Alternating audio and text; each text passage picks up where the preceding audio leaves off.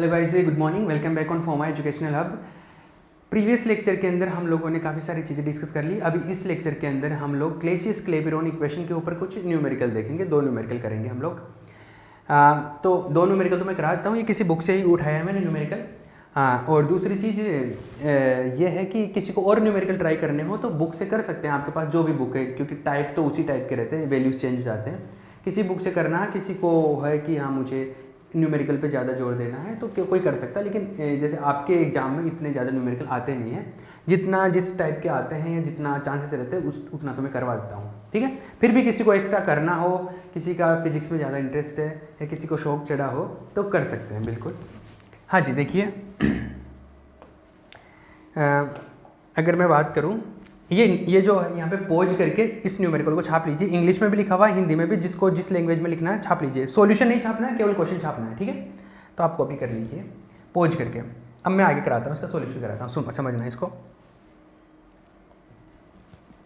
देखिए क्या है, क्वेश्चन पढ़ते हैं हम लोग क्वेश्चन पढ़ेंगे। पानी के लिए 0 डिग्री सेंटीग्रेड पर संलयन की गुप्त ऊष्मा ये इतनी है। In case of water at 0 degree centigrade the latent heat of fusion is this one। गुप्त ऊष्मा दी हुई है, मतलब गुप्त ऊष्मा का मतलब होता है लेटेंट हीट। इसका मतलब क्या गिवन है आपको, लेटेंट हीट गिवन है, मतलब L का वैल्यू गिवन है, एक तो L।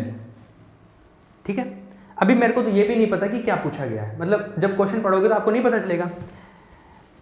फिर दिया है आगे क्या है, बर्फ का आयतन ये है, पानी का आयतन ये है, volume of ice and volume of water given है।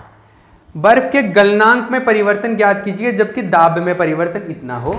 Find out the change in melting point of ice for 1 atm increase in pressure.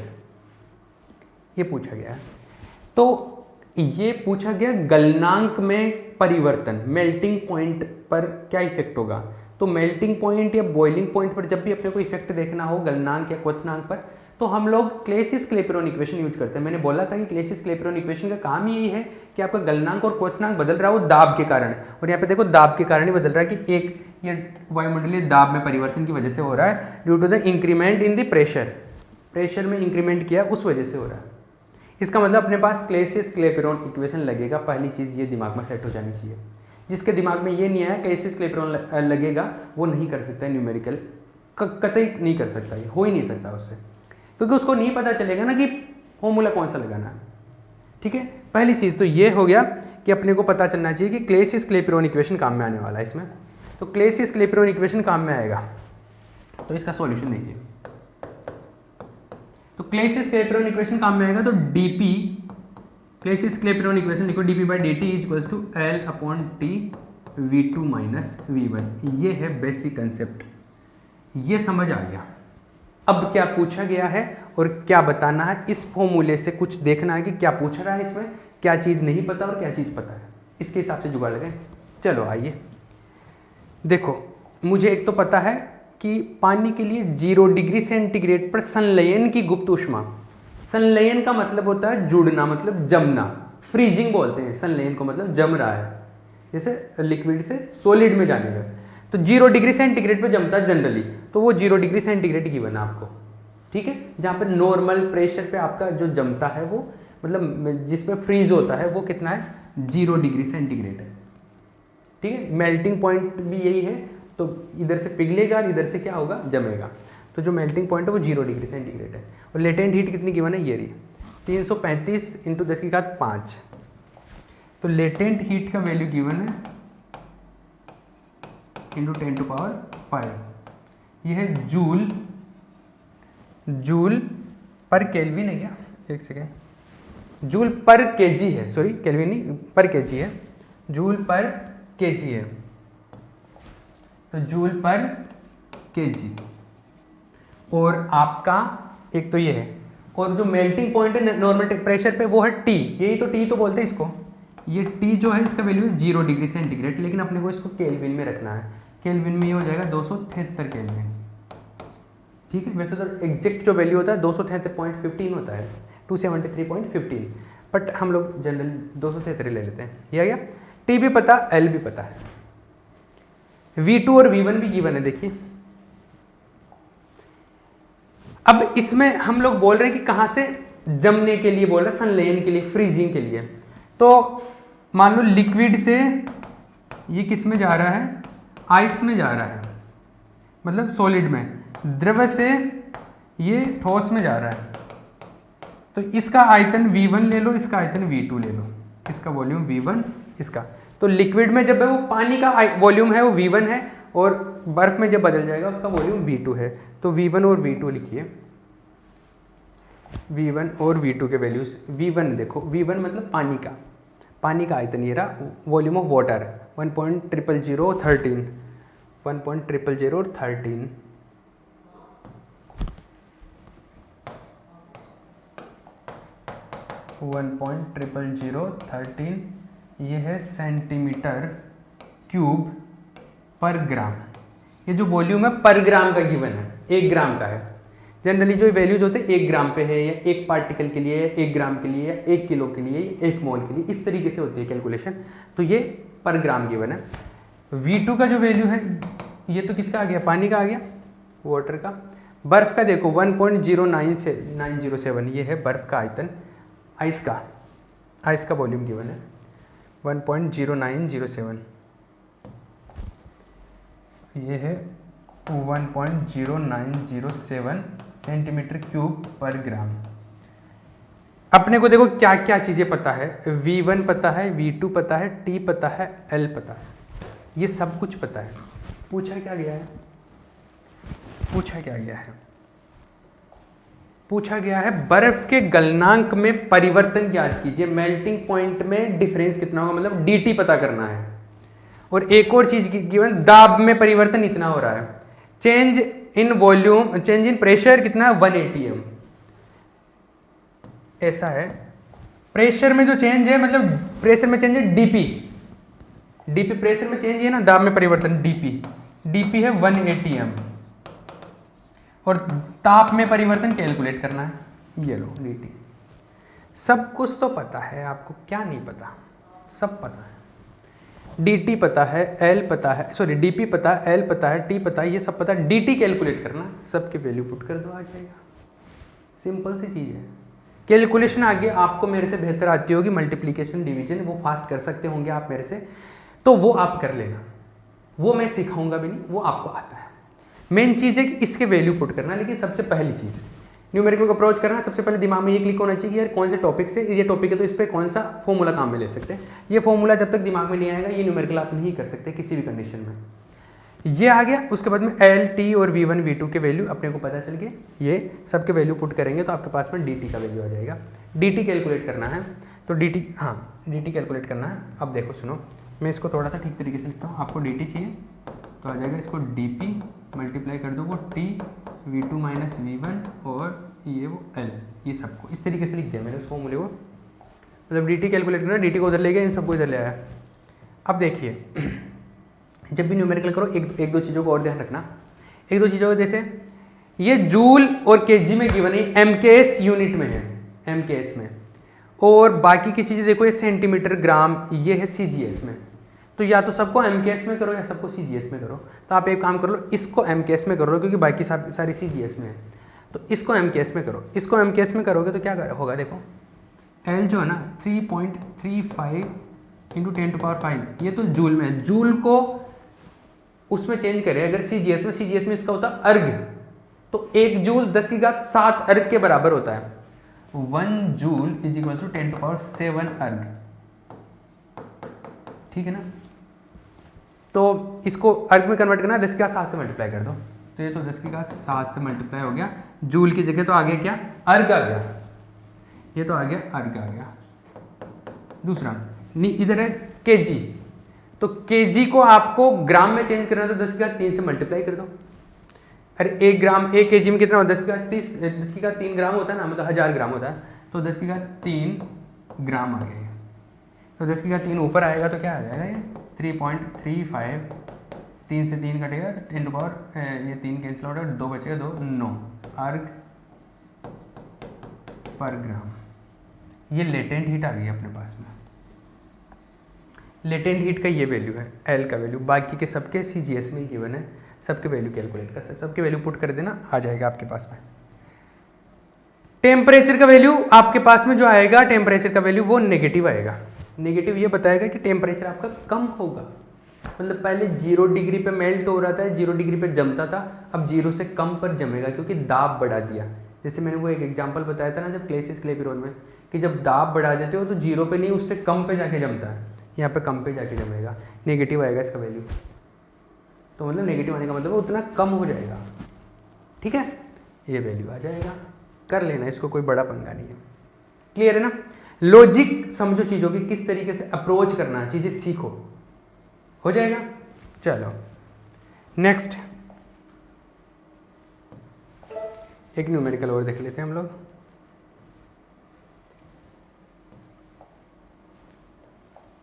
Pause करो और ये न्यूमेरिकल छाप लो। ये हिंदी में भी लिखा हुआ, इंग्लिश में भी लिखा हुआ। और देखो ये न्यूमेरिकल काफ़ी टाइम आया भी है, राजस्थान यूनिवर्सिटी में भी ये 2 बार आ चुका, 15 में, 10 में, और भी सारी यूनिवर्सिटीज़ में ऑलमोस्ट आया हुआ है ये। तो न्यूमेरिकल ठीक है ये, ठीक है, इसको कर लेते हैं, समझो इस चीज़ को क्या है। पॉज करके पहले क्वेश्चन छाप लो, फिर मैं एक्सप्लेन करता हूँ। करें? देखिए क्वेश्चन ही करना है, सॉल्यूशन नहीं छापना है। देखो, उस दाब वृद्धि की गणना कीजिए जिसमें पानी -1 डिग्री सेंटीग्रेड पर बर्फ में परिवर्तित हो। बर्फ का घनत्व इतना है तथा बर्फ की गुप्त ऊष्मा ये है। अब वही चीज है कि पानी का जो मेल्टिंग पॉइंट है या परिवर्तन का जो पॉइंट, ट्रांजिशन पॉइंट, वो चेंज हो रहा है प्रेशर चेंज होने की वजह से। तो प्रेशर चेंज होने की वजह से वो चेंज हो रहा है, तो ये इफेक्ट हम लोग क्लेसिस क्लेपिरोन इक्वेशन से देखते हैं। ये बात दिमाग में क्लिक होनी चाहिए। ये बात क्लिक होगी कि क्लेसिस क्लेपिरोन इक्वेशन से देखना है, तो अभी सबसे पहले क्लेसिस क्लेपिरोन इक्वेशन लिखो। तो सबसे पहले क्लेसिस क्लेपिरोन इक्वेशन लिखो, सॉल्यूशन। सबसे पहले क्लेसिस क्लेपिरोन इक्वेशन लिखो, और जब इक्वेशन लिख लो तो आपको ये पता करना है कि क्या गिवन है और क्या पता करना है, दिया क्या गया है वो पता क्या करना है। ठीक है, दोबारा से क्वेश्चन पढ़ते हैं, इतनी बात समझ आ गई मुझे। उस दाब वृद्धि की गणना कीजिए, दाब में वृद्धि कैलकुलेट करना है, प्रेशर में चेंज कैलकुलेट करना है। The calculate the increase in pressure, pressure में इंक्रीमेंट चेक करना है कि प्रेशर में कितना बदलाव हुआ, इंक्रीमेंट होगा वो। प्रेशर में क्या करना है, चेंज पता करना है कि कितना हुआ है, मतलब डीपी पता करना है आपको, क्या डीपी पता करना है। तो एक इंफॉर्मेशन पता चल गई क्वेश्चन पढ़ते कि डीपी पता करना है, मतलब ये चीज पता करनी है डीपी। इसका मतलब कि ये पूरी चीजें अपने को पता होनी चाहिए, तभी तो रख पाएंगे। चलो आगे देखते क्या क्या पता है। जिसमें पानी -1 डिग्री सेंटीग्रेड पे बर्फ में परिवर्तित हो। बर्फ में कितने डिग्री सेंटीग्रेड पे परिवर्तित हो, -1 डिग्री सेंटीग्रेड पे। इसका मतलब उसका मेल्टिंग पॉइंट है वो -1 डिग्री होना चाहिए। मेल्टिंग पॉइंट कितना हो जाना चाहिए, -1 डिग्री। पहले कितना होता था मेल्टिंग पॉइंट, 0 डिग्री। अब कितना होना जाना चाहिए मेल्टिंग पॉइंट। मेल्टिंग पॉइंट बोल रहे हो उसको फ्रीजिंग पॉइंट बोल लो, क्योंकि उसी पे तो चेंज होगा, वो ट्रांजिशन पॉइंट है। तो फ्रीजिंग पॉइंट है, मेल्टिंग पॉइंट कितना है, -1 डिग्री हो जाना चाहिए। पहले कितना होता था, नॉर्मली 0 डिग्री होता है। तो ये चीज़ पता चल गया कि जो नया टेम्परेचर, जैसे पहले अगर मैं बात करूँ, पहले जो उसका टेम्परेचर, जो क्या बोलते हैं उसको, dt की बात करूँ, dt, तो dt में ऐसे बोल सकता हूँ कि T2 - T1। टेम्परेचर में अंतर ही तो है, टेम्परेचर में डिफरेंस ही तो है। तो पहले कितना था, अब कितना था, वो देखो। तो dt पहले कितना था, पहले तो 0 डिग्री सेंटीग्रेड होता था, 0 डिग्री सेंटीग्रेड, और अब कितना हो गया, -1 डिग्री। तो T1 पहले तो 0 डिग्री सेंटीग्रेड होता, अब कितना हो गया, T2 कितना हो गया, -1 डिग्री। तो -1 डिग्री, तो ये कितना हो गया, -1 डिग्री सेंटीग्रेड। ये केल्विन में अंतर जब निकालते हो ना, डिफरेंस, तो आप वो केल्विन में लिख लो या आप डिग्री में लिख लो, एक ही बात है। वो केल्विन में आ गया, अंतर तो उतना ही होता सब में, क्योंकि जैसे आप इसको 1 डिग्री का डिफरेंस है वो 1 केल्विन के बराबर ही होगा। क्योंकि जैसे मान लो कि पहले टेम्परेचर होता था जनरली मेल्टिंग कितने पे होता है या फ्रीजिंग कितने पे होता है, 273 पे होता है। 273 मतलब 0 डिग्री सेंटीग्रेड। अब कितने पे हो रहा है, -1 डिग्री सेंटीग्रेड पे। तो -1 डिग्री सेंटीग्रेड को केल्विन में कितना लिखेंगे, -1 डिग्री प्लस 273 मतलब 272 ऐसे आएगा अगर केल्विन में लिखेंगे। तो केल्विन में लिखेंगे T1 का मान 273, T2 का मान 272, तो माइनस करेंगे तो क्या आएगा, -1 केल्विन। तो केल्विन में भी -1 ही आएगा और डिग्री में भी -1 ही आएगा। अंतर जब कैलकुलेट करते हो ना डिफरेंस, तो डिफरेंस तो उतना ही आता है। तो ये तो डिफरेंस है, तो इसको -1 डिग्री लिख लो, केल्विन लिख लो, एक ही बात है, दोनों में सेम ही वैल्यू आएगा। तो मैं इसको केल्विन लिख देता हूँ, क्योंकि केल्विन में हम लोगों को लिखना होता है, ठीक है। यहाँ पर कोई फर्क नहीं पड़ेगा, लेकिन इस चीज़ का केवल इंडिविजुअल वैल्यू है कि टी का वैल्यू इतना, वहाँ पे डिग्री में नहीं लिखना, वहाँ पे केल्विन में लिखना है। लेकिन जब dt है, मतलब अंतर है, डिफरेंस है, तो वहाँ पे ऑटोमेटिकली वो केल्विन में रख लो, या अंतर तो डिफरेंस तो उतना ही आएगा दोनों में। ये चीज़ समझ में है ना कि टेम्परेचर में जो चेंज हुआ है वो कितना हो गया, क्योंकि अब जो नया मेल्टिंग पॉइंट या फ्रीजिंग पॉइंट है वो -1 डिग्री है, तो -1 है, नॉर्मली कितना होता है 0 होता है, 0 होता है, ये होगा। समझ आया? ये क्लियर है? ये dt मिल गया मुझे, dp पता करना है, ये सारी चीज़ें भी पता होनी चाहिए। t तो पता है, t क्या होता है, जो नॉर्मली मेल्टिंग पॉइंट होता है या फ्रीजिंग पॉइंट होता है, जनरली कितना 0 डिग्री सेंटीग्रेड, 0 डिग्री सेंटीग्रेड जिसको बोलते हैं 273 केल्विन, ठीक है। मतलब ये जो T1 था वो एक्चुअल में T है।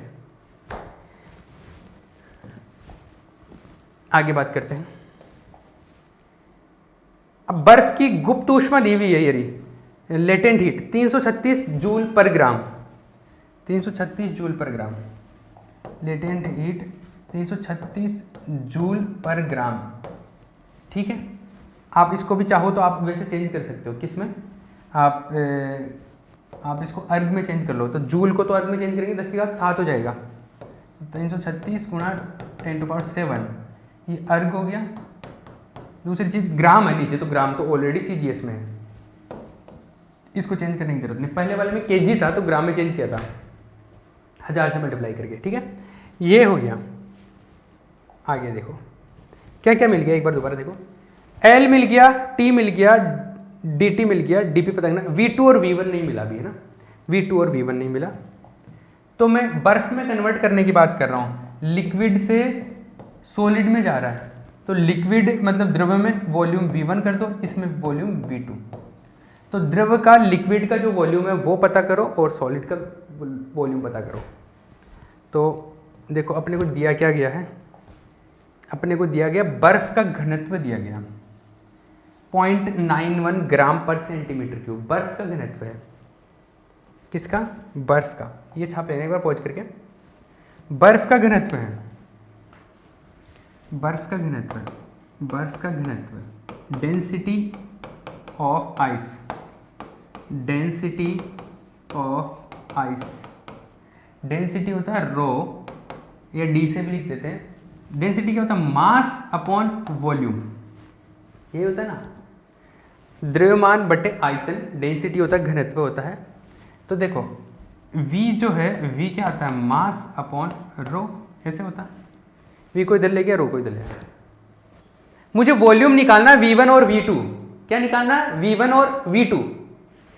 तो V1 जो आएगा वो V1 आएगा m1 अपॉन ρ1, और V2 क्या होगा, एक सेकेंड, V2 क्या होगा, V2 होगा m2 अपॉन ρ2, ये आएगा। अब हम लोगों को पता है कि ये जो हम लोग वॉल्यूम कैलकुलेट करते हैं वो 1 ग्राम के लिए करते हैं, पर ग्राम होता है, जैसे लास्ट क्वेश्चन में भी देखता है वॉल्यूम जो आया था वो पर ग्राम के लिए कर रहे थे, पर ग्राम मतलब 1 ग्राम के लिए। तो 1 ग्राम के लिए करो, तो जैसे 1 ग्राम के लिए करूँ तो m1 का मान 1 कर दो, मास का मान तो 1 कर दो, ये घनत्व आ जाएगा इसका जो भी आएगा। इसी तरीके से इसका भी मास का, इसको 1 ग्राम के लिए करना, इसका भी मास 1 कर दो, तो इसका घनत्व जो भी लिख दो, डेंसिटी। अब V1 तो है आपका, V1 तो द्रव के लिए, ये तो द्रव के लिए है लिक्विड, और ये किसके लिए, ठोस के लिए है। तो द्रव का V1 है, तो द्रव के लिए, लिक्विड के लिए, तो लिक्विड का डेंसिटी कितना होता है, लिक्विड मतलब पानी है, पानी का घनत्व कितना होता है, पानी का घनत्व 1 मानते हैं जनरली, तो 1, तो पानी का घनत्व हो गया 1 ले लो, तो 1/1, तो आ गया ये 1 सेंटीमीटर क्यूब, वॉल्यूम जो आया 1 सेंटीमीटर क्यूब पर ग्राम। दूसरा V2, इसका ρ2, आइस का जो घनत्व है, आइस का जो डेंसिटी है, वो आइस का डेंसिटी कितना है, आइस का डेंसिटी है 0.91 ग्राम पर सेंटीमीटर क्यूब, 0.91 ग्राम पर सेंटीमीटर क्यूब, तो इसका है 0.91 ग्राम पर सेंटीमीटर क्यूब आ जाएगा जो भी। इसका वैल्यू कुछ आएगा 1 पॉइंट समथिंग आएगा, इसका आएगा 100 से मल्टीप्लाई करते तो 91 बच जाएगा, ऊपर 100 आ जाएगा तो 0.09 इसके अराउंड कुछ पड़ेगा ये V2 का वैल्यू, ये सेंटीमीटर क्यूब पर ग्राम। ये आ गया V1 और V2 का वैल्यू, V1 मिल गया, V2 मिल गया, T है, L है, DT है, V1 है, V2 है, T है, L है, DT है, DP कैलकुलेट करना आ जाएगा आंसर। मैं रिपीट कर देता हूँ, क्वेश्चन थोड़ा सा लॉजिकली है। सबसे पहले हम लोगों को ये पता होना चाहिए क्लेसियस क्लेपेरॉन इक्वेशन लगेगा, ये पता चलते ये फॉर्मूला आ जाना चाहिए। फॉर्मूला जिसको नहीं आता वो बंद कर देना, करना नहीं आएगा फिर उसको। फॉर्मूला ही नहीं पता तो आपको क्या पता है कि क्या तो दिया है क्या नहीं पता, ठीक है। तो आप सबसे पहले तो फॉर्मूले में आप पता करो कि क्या क्या दिया है, क्या पूछा गया है, जो भी। तो डीपी पता करना, ये पता चल गया। बाकी डीटी दिया हुआ है, तो डीटी दिया हुआ है, पर उसको भी हमने लॉजिक से निकाला कि पहले मेल्टिंग पॉइंट या फ्रीजिंग पॉइंट था वो 0 डिग्री होता था, जनरली होता ही है, अभी -1 डिग्री है, तो -1 डिग्री, तो डिफरेंस जो है वो कितना आया, -1 केल्विन, या डिग्री में भी उतना ही आएगा। फिर जो नॉर्मल टेम्परेचर होता है, जो मेल्टिंग पॉइंट या फ्रीजिंग पॉइंट जिस पर ट्रांजिशन टेम्परेचर की बात करते हैं, वो है 0 डिग्री सेंटीग्रेड, क्योंकि मेल्टिंग की या फ्रीजिंग की बात करें, जमने या पिघलने की बात कर रहे हैं। अगर ये चीज़ में उबलने की बात करता, क्वथनांक बिंदु की बात कर रहा होता, अगर मैं बॉइलिंग की बात कर रहा होता, तो वहाँ पर टी की वैल्यू क्या लिखता, 100 डिग्री सेंटीग्रेड, क्योंकि 100 डिग्री पे उबलता है पानी जनरली, तो टी का वैल्यू है। अब L का वैल्यू गिवन है, ये भी पता कर लिया। V1 और V2, अब जो V1 और V2 है, क्योंकि हम लोग बता रहे हैं कि लिक्विड से सॉलिड में जा रहा है, तो लिक्विड से सॉलिड में जा रहा है, तो V1 और V2 के वैल्यू जो हम लोग हैं वो घनत्व दिया हुआ है, डेंसिटी, तो उसके टर्म्स में कैलकुलेट करेंगे। तो डेंसिटी कैलकुलेट कर, डेंसिटी के टर्म्स में है तो ρ m/v है, और यहाँ से v निकालेंगे m/ρ आ जाएगा, तो ये इस फॉर्मूले से निकाल सकते हैं। और जो वॉल्यूम होता है वो पर ग्राम के लिए कैलकुलेट करते हैं, तो मास को 1-1 ग्राम कर लो आप, ठीक है, 1 ग्राम, तो ये फाइनली आ गया। सारे वैल्यूज है अपने पास में, V1, V2, T, L, तो DP का वैल्यू कैलकुलेट करना, DT भी पता, सब पता है, वैल्यू पुट कर देना, आपके पास में आंसर आ जाएगा DP आ जाएगा। तो आपका जो प्रेशर है वो बढ़कर आएगा, कुछ बढ़ जाएगा, तो प्रेशर बढ़ाने से क्या हो जाता है, टेम्परेचर जो मेल्टिंग पॉइंट या फ्रीजिंग पॉइंट है वो माइनस में चला जाता है, पानी के लिए, और मटेरियल्स के लिए, और लिक्विड्स के लिए कुछ और होगा, ठीक है।